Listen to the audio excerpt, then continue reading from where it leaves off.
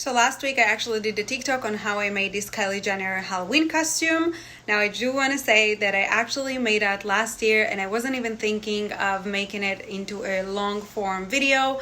Obviously I'm not going to make another one, but I'm just going to show you some of the clips that I took.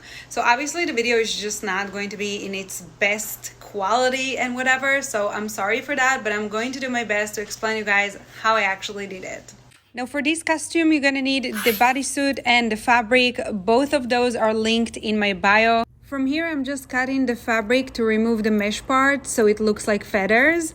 The most important thing, by the way, is to place the bodysuit on an actual mannequin because you have to stretch the bodysuit because otherwise you will have a lot of empty spots. And as you can see, I'm just cutting some of the fabric onto the bodysuit just to make sure that it fits and sits right in place. Also, this is the actual part that I didn't really like to put on TikTok because the screen is sideways and it's more for like a YouTube type of thing.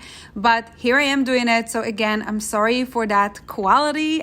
From here, all I was doing is just placing the fabric onto the bodysuit with some pins, and I just hand sew it for 10 days straight, you guys, because I had to make sure it's super perfect. As you can see, at first it didn't look like it was, wow, but trust me, trust the process goes a long way. You guys ask me if you can actually glue it into the bodysuit, and to be quite honest, I don't recommend it because you will end up losing the entire elasticity of the bodysuit. And you will just not be able to wear it afterwards because you're just gonna lose like 2 or 3 sizes.